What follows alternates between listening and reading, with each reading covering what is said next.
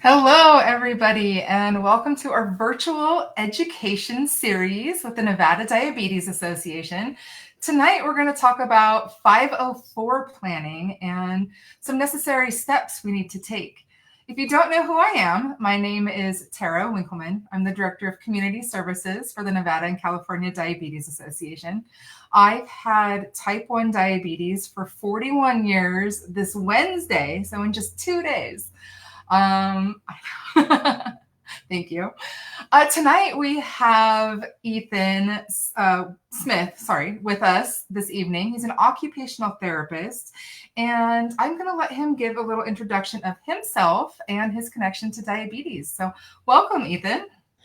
Thank you. Thank you for having me today.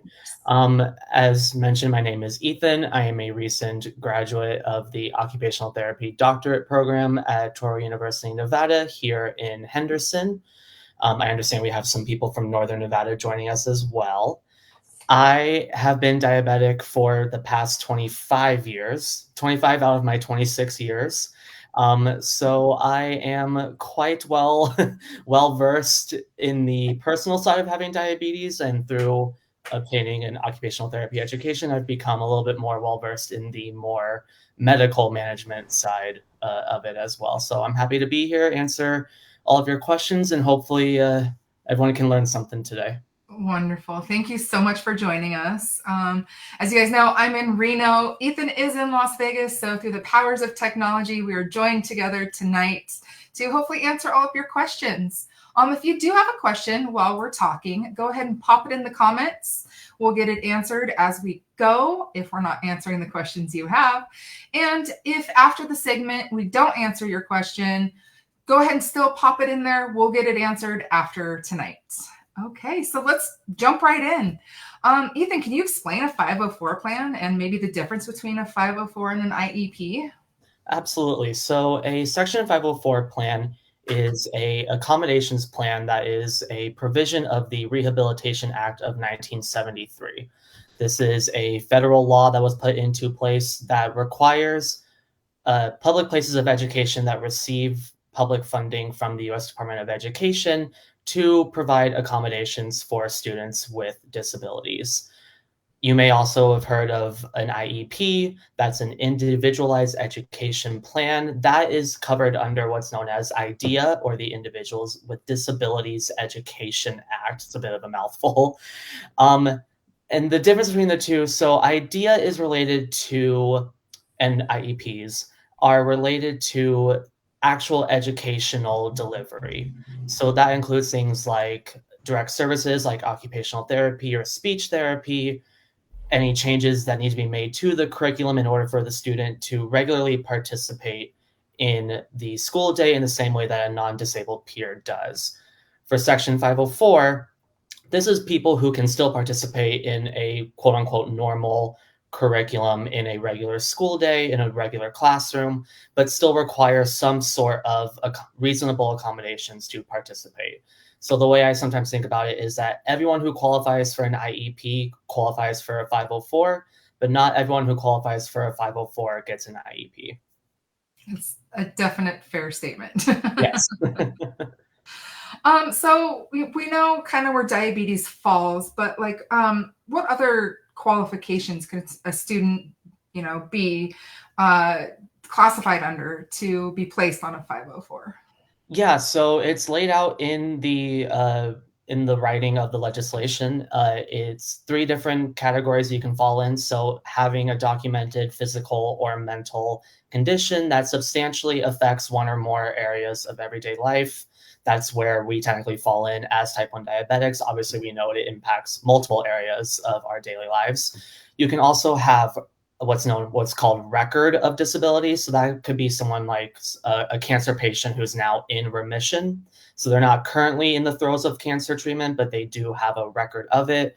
Or it can also be someone who has perceived disabilities. So that can be an example of like someone who was a burn victim but has residual scars. If you fall into one of those three categories, you can qualify for a Section 504 plan. But as I said, we as type 1 diabetics, given that it is obviously a chronic, lifelong condition, we fall into that first category of having a physical or mental disability. Unfortunately. Unfortunately, yeah. Okay, so if a student is placed on a 504, will it interrupt their day-to-day, learning plans, their lessons? Not unless it's written in the 504 plan. So, the idea of a 504 plan again is to allow for reasonable accommodations that are aimed to help the student kind of seamlessly integrate their diabetes management into their regular school day. So they're not being pulled out of the classroom for any reason unless they choose to, or again, it's written in the IEP that they have to, or not the IEP, the 504 plan that they have to We know leave. what you Yeah, meant. exactly. Unless it's written in that plan that they have to leave the classroom for a certain reason, or if they choose to take care of themselves in the event of a medical emergency, they're not being pulled out of the classroom for any particular reason. So, nope, it should, as long as everything is smooth sailing on the student's end, it should be no problem as far as their ability to participate in the regular day-to-day classroom stuff. So there has been a lot of talk about cell phone usage I've in heard. schools. Will students under a 504 still be able to access their cell phones to check their Dexcoms or other adequate types of CGMs or pumps? Or, I mean, everything's through a cell phone nowadays. So, Yeah, absolutely. I've got my Dexcom on my phone. yeah. In theory, yes. So, given the new, which this is news to me, obviously, I've been out of CCSD and kind of public school districts for a minute now. But the idea behind this new cell phone policy, it may just have to be something that is now rewritten into the 504 plan. The 504 plan, whatever is written in that student's plan, is mandated to be followed by all school personnel, teachers, coaches, administration. Um, so I understand that the idea of it is to block cell signal coverage. Fortunately, Bluetooth is not dependent on cell signal or Wi-Fi connectivity. So you should still be able to hear alarms go off without having to immediately look at your phone. However, obviously, if you need to access your phone for any reason, given this new policy, it sounds like it's just going to have to be something that gets explicitly written out in the 504 plan. Now, what's the difference between like a health plan and a 504 plan, or is it the same thing? I believe it's to be the same thing. I don't know too many people that are necessarily under a health plan. For accommodations, if a student requires one, again, it's either going to fall under an IEP or a 504 plan. Okay. Let's see here. How can we make sure that everyone's following the steps to get everything done for a 504? Like what's first steps here? Yeah, so the good news about 504 plans is that because they are a federal mandate, the process of acquiring one is fairly uniform regardless of where you are in the US. And 504 plans can also travel with you. So if you start off in one school district and move to a different district within the same state, the 504 plan can follow with you. If you move to another state, the 504 plan may follow you for a little bit, but that school district will most likely want to reevaluate you and come up with your own. However, the actual process itself, and keep in mind, some of the titles of these people may have different names in different school districts, but ultimately it's the same people who are involved in the process. So it starts with a referral by either the parent themselves or a school faculty member, a referral to the 504 coordinator to consider this child for eligibility. That coordinator kind of reviews the information, meets with the appropriate school personnel, school representatives, provides the parent with a notice that their child is being evaluated for a 504 plan, which is a federal requirement. You do school administration do have to have parent approval to go through the 504 process. If the parent denies that for any reason, the school administration at that point can technically go through due process to override that. However, most of the time, it's in the school's best interest to put kids on a 504 plan who absolutely need it. So most of the time, if the parent isn't volunteering that themselves, it may be worth listening to the school administration why they want to set up this plan anyway. Oh, go ahead. I saw that we had a question. Go ahead, so we can go ahead. Yeah, I just want to make sure we got through all of those steps. So it sounds like is get to a doctor, get the doctor to write the orders, bring the orders to the school. So technically, you don't necessarily need a medical diagnosis to be put under a 504 plan. Okay. For specific accommodations that you want, you may require a doctor's notification and a doctor's note. However, you don't actually need to have a medical diagnosis to be put under a 504 plan. Got it. Okay, let's get to those questions. No problem. So, if a school administrator fails to follow a 504 and its accommodations, what are the proper steps to file a complaint or reissue your 504 to the school and the teachers? Yeah, so unfortunately, disputes or problems, it's not so much an if they're going to occur, it's more so of a when they will occur. At that point, it's really just following kind of a chain of command. So I would probably recommend starting by talking with the actual school personnel who committed the infraction, the kind of caused the issue. At that point, if they're still not receptive to what's going on, how they messed up, you would want to then go to administration.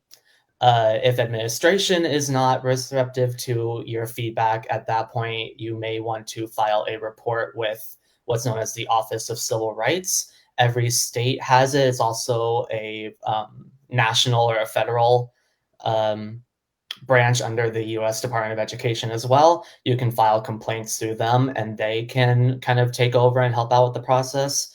And if they technically at that point, they are, they're going to start really being required to get their act together. But if for whatever reason they are not, then at that point, you might want to start considering legal counseling. Okay, lots of steps there. Let's see, we had another one come in. What are some good examples of what should be written in a 504, such as standardized testing, etc.? Yeah, so 504 plans relate to, or they cover all school curriculum activities. They are reviewed annually, so chances are if you get to, especially like in 10th or 11th grade, when you start getting like proficiency tests and SAT, ACT testing, you may at that point want to consider specifically putting stuff in regarding those specific tests. However, if you have stuff about testing already in your 504 plan, it should just carry over into those tests as well. However, some just common accommodations that are typically useful or sought out by people with type 1 diabetes, students with type 1 diabetes, that would be things like having access to food and medical supplies kind of at in their backpack and ready to be used at a moment's notice. And they can also request being able to take care of themselves in a private area if they choose to have that. Extended time on tests and homework assignments if needed. Medical leave or, for diabetics in school, excused absences if they are receiving treatment or also receiving education for how to treat themselves. So if you go away to a conference that, teaches you how to take care of your diabetes better, if you're attending the Breakthrough T1D Summit and you have to miss school for a day, you can get an excused absence for that. Restroom use too. Yeah, I was trying to think of the one that, but yeah, restroom use is obviously a big one too. Creating some kind of buddy system. So if you want to, if you want to if you want to go to the office, the nurse's office to take care of yourself in the day, and you want to have someone walk you there in case, something happens between your time in the classroom and at the nurse's office, that's allowed as well. And really just whatever you personally feel is going to be most beneficial for you or your child to properly take care of themselves during the school day. I think a lot of conversations have, to be had with the educators. I think that goes a long way in most cases too. Like, we do have this plan in place. However, I just wanted to have a conversation with you, let you know my child does require these few extra things, but we don't want to make it that big of a deal, because we're here to learn. So, Yeah, I would definitely agree with that.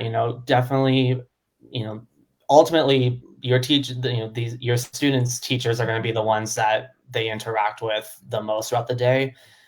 They're going to need to be the ones who are most informed about the 504 plans, and obviously they have a lot of students, and many of them, whether you realize it or not, are probably on 504 plans or some kind of special accommodations plans. They're a little more common, I think, than people realize. right. Um, so yeah, definitely talking to a big overarching theme, I guess, when it comes to 504 plans is really just communication. It can stop a lot of disputes from happening. It can clear up a lot of things. It can just make your presence a little bit more known so that the teacher can, make sure to just keep a little extra special eye on you. But yeah, definitely just always starting at the ground floor with communication is always a good idea when it comes to 504 plans. I agree. We did have a question here about 504 plans and accommodations. Does it also apply to taking like larger tests like the ACTs and the SATs? Do you Yeah, know? Yeah. yeah, Okay. it definitely does. As I mentioned earlier, um, when you start getting to that grade level, so 10th, 11th grade, again, it's something that you can explicitly put in the 504, but testing accommodations that come with a 504 plan apply to all tests. So it might just be something worth noting or, double checking to make sure it's still in place when it comes time to take those tests, but it absolutely can. I didn't know that, so that sounds good. Yeah, in high school, my 504 plan, I actually had to, I mean, my poor counselor, but I took the SAT by myself.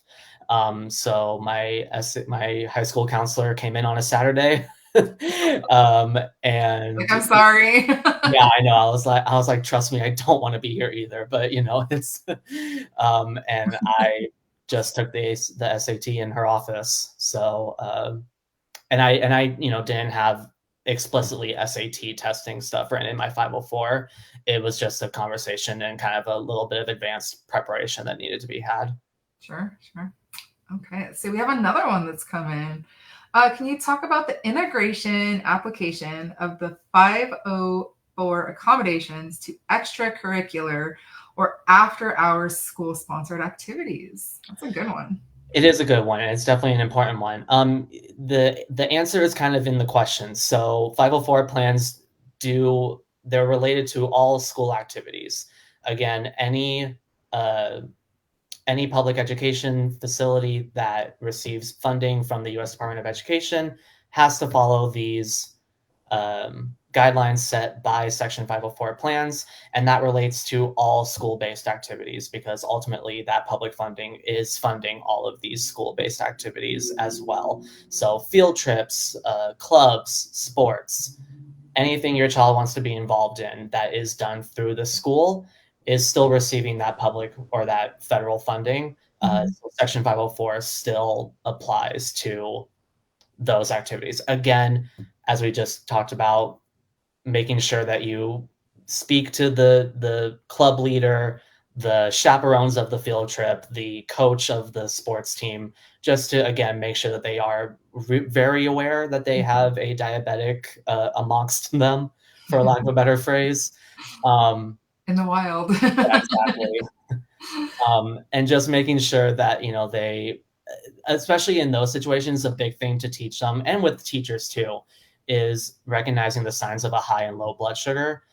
I would argue probably a low blood sugar more than a high blood sugar, especially if your kid is participating in sports. Awesome. Um, so just making sure that they, understand what to do, how to best help your child. Um, but also making sure that your child in those instances, if they are participating in after school activities, can properly advocate for themselves, to whatever is age appropriate for them and to whatever degree they can understand diabetes and kind of the consequences of, high and low blood sugar, but just being able to vocalize that something is wrong and how can they best be helped can really take them pretty far, and not just in school, but really in any situation. And having those CGM, data points is very important too, just Yes, as backup. Like, absolutely. see, look. Mhm. So great. Now, how can we make sure that everybody out there is getting all of this information? Is there something we could be doing? Like, go ahead. Fortunately, there is a lot of available information out there. So if you go to CCSD website, they will most likely, or not most likely, they will have information about IEPs and 504 plans on there. You can talk to your school administration directly. They should be able to provide you with the resources or kind of guide you through the steps that you need in order to uh, properly acquire accommodations. Because it is a technically a legal mandate. Some people do prefer to have um, legal representation with them. And there are, regardless of where you are, both here in Southern Nevada and also Northern Nevada, there are free or pro bono, low cost legal services that are available to people trying to acquire school accommodation. So I don't think it's totally necessary, but again, given that 504 is a legal proceeding, some people just prefer to have representation with them. That's great. I never would have thought. Mhm. We had another question come in. Does a 504 plan need to be submitted every year or does it carry over? No, it carries over. It does regularly, as I mentioned, get reviewed Mhm. and if needed, updated.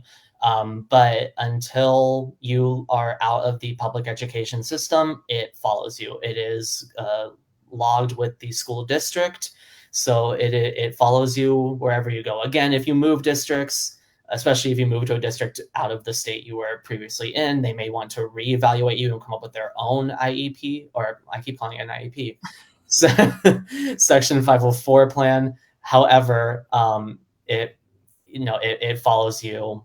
Uh, it's not an annual. It's not going to be a thing you have to worry about every single year. If there are substantial changes to how you are able to function during the school day, like if for some reason your health is not doing as well as maybe as it was the year before, you can call a meeting to be had at any point, and they can certainly review and revise the 504 plan. But if all's good and well, then it'll just keep going, other than the every so often review. Okay. Well, I think that's pretty much all the questions we have. Guys, if you do have any other questions, go ahead and pop them on in. Right now is the time. Ethan, did you have anything else you wanted to add?